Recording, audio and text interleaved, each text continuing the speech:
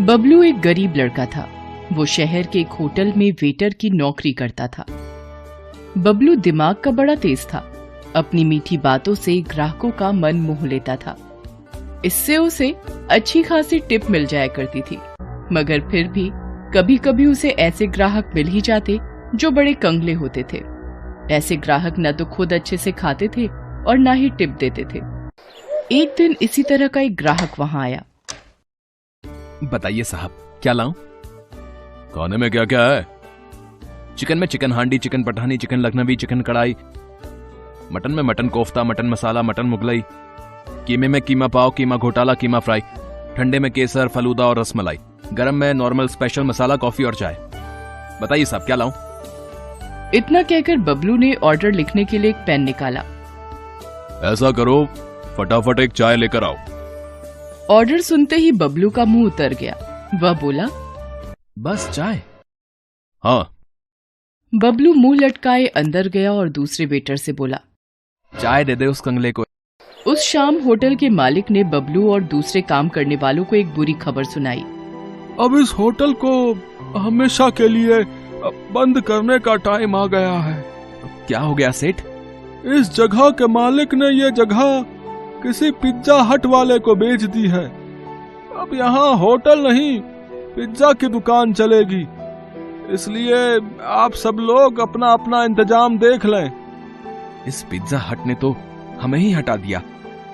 Hotel बंद हुए कुछ दिन बीत गए। बेचारे बबलू को कोई काम नहीं मिला। वो अपनी छोटी सी खोली में उदास बैठा था। तभी उससे मिलने उसका एक दोस्त रघु वहां आया। रघु को देखकर बबलू बहुत खुश हुआ। उसने उसके लिए गर्मा गर्म चाय और पकौड़े बनाए। वाह, क्या पकौड़े बनाए यार तूने। ये तो जैसे मुंह में घुले से जा रहे हैं। एक काम क्यों नहीं करता, तू चाय और पकौड़े का एक छोटा सा ढाबा खोल ले यार। आहा, अरे यार, मैं कैसे कर सकता हूँ धंधा? और ये चाय पकौड़े का भी कोई धंधा होता है? अबे पकौड़े का धंधा कोई मामूली धंधा नहीं है मेरे भाई। मेरे मोहल्ले में एक पकौड़े वाला रहता है, लक्ष्मण। कम से कम 3-4 हजार का गल्ला है उसका रोज का। अरे भाई, एक आदमी इसी तरह से चाय बेचकर देश का प्रधानमंत्री बन गया और तू इसे छोटा समझ रहा है? बात बबलू की समझ में आ गई। कुछ ही दिनों में इधर उधर से उधार लेकर उसने चाय और पकौड़े का एक छोटा सा ढाबा डाल दिया। उसके हाथों में जादू था। जो भी एक बार उसके पकौड़े खा लेता था, उसके मुंह में उसका स्वाद बस जाता था।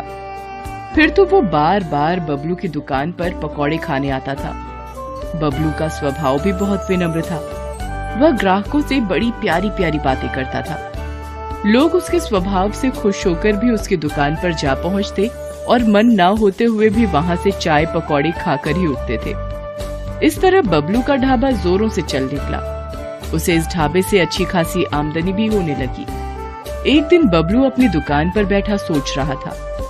मैं बेकार ही इस धंधे को छोटा समझ रहा था। इस धंधे ने तो मुझे कहां से कहां पहुंचा दिया है। आज मुझे समझ में आ गया है कि ईमानदारी से किया गया कोई भी काम छोटा या बड़ा नहीं होता है। अभी बबलू ये सब सोच ही रहा था कि वहां एक कार आकर रुकी।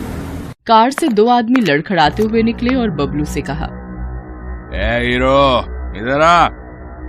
बबलू ढाबे से निकलकर जल्दी से उनके पास गया। उनके मुंह से शराब की बू आ रही थी। एक काम कर, 2 प्लेट आलू पकौड़े, 2 प्लेट प्याज पकौड़े और 1 प्लेट मूंग दाल का पकौड़ा लेके आ जल्दी से। बबलू ने देखा कि दूसरे आदमी ने शराब की बोतल और 2 गिलास निकाले और कार की बोनट पर रख दिया। उनका इरादा वहीं शराब पीने का था। उनका इरादा समझकर बबलू बोला, साहब, पब्लिक प्लेस में शराब मत पीजिए। अबे जा, ज्ञान मत दे, ऑर्डर ला जल्दी से। बबलू जल्दी से ऑर्डर लेकर आया। उन दोनों आदमियों ने वहां शराब पी और पकौड़े भी खाए। फिर दोनों वहां से जाने लगे। तभी वहां बबलू आया और बोला,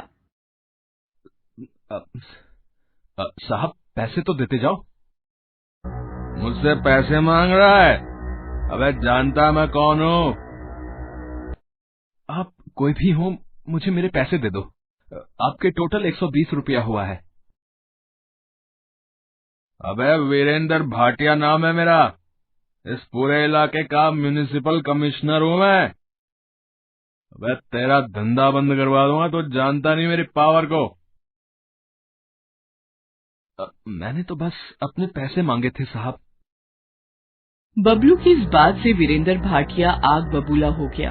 उसने जमकर बबलू की दुकान में तोड़फोड़ की और वहां से चला गया। बेचारा बबलू अपने ढाबे की हालत देखकर रो पड़ा। वीरेंद्र भाटिया का गुस्सा इतने से शांत नहीं हुआ। अगले दिन बबलू को दुकान बंद करने का नोटिस मिल गया म्युनिसिपालिटी से। बबलू पर तो जैसे आसमान ही गिर पड़ा। दुकान के बंद होने से सिर्फ बबलू को ही नहीं, उन लोगों को भी परेशानी होने लगी जिन्हें बबलू के चाय और पकौड़ों की आदत लग चुकी थी। एक दिन बबलू अपनी खोली में उदास बैठा था। तभी वहां कुछ लोग आए। बबलू उन्हें पहचान गया। वो सब उसके रोज के ग्राहक थे। अरे बबलू भैया, अरे और कितने दिनों तक ऐसे ही बैठे रहोगे हैं? अगर अभी कुछ नहीं किया गया तो इस भाटिया की मनमानी बढ़ती ही जाएगी, बता रहे हैं। आज तुम्हारी दुकान बंद की है, कल हो सकता है पूरा बाजार बंद कर दे। तो मैं अब कर भी क्या सकता हूँ? तुम हमारे साथ उस भाटिया के ऑफिस में चलो, हम वहीं विरोध प्रदर्शन करेंगे। इस तरह बबलू उन सब लोगों के साथ चला। इतने लोगों के साथ होने से उसकी हिम्मत भी बढ़ गई थी। वो भाटिया के दफ्तर पहुंचा और अपनी दुकान खुलवाने की मांग की। भाटिया बाहर निकलता है और गुस्से में बबलू से कहता है, अच्छा, तो तू इन सब के साथ मुझे डराने आया है? तू जानता नहीं कि तू किससे पंगा ले रहा है? मैं तो जानता हूं, मगर शायद आप नहीं जानते कि आप किन लोगों से पंगा ले रहे हैं। ये गुप्ता जी हैं, हमारे एरिया के इंस्पेक्टर। रोज ड्यूटी के बाद ये मेरी ही दुकान पर चाय पकौड़े खाने आते थे। ये धर्मपाल जी हैं, यहां के एमएलए के खास आदमी। इनकी पार्टी की मीटिंग भी मेरी ही दुकान पर मेरे ही चाय के पकौड़ों के साथ होती है। आज 10 दिन से मेरी दुकान बंद है। ये सब गुस्से से बौखलाए हुए हैं। अब आप समझ लीजिए कि कौन किससे पंगा ले रहा है। ये छोकरा ठीक ही कह रहा है। पुलिस और नेता लोगों से पंगे लेना ठीक नहीं है।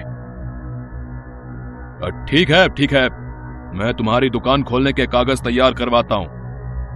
फिर भाटिया अंदर जाता है और बबलू की दुकान का परमिट लाकर उसे दे देता है। इस तरह बबलू की होशियारी और लोगों के साथ से उसकी दुकान फिर से चल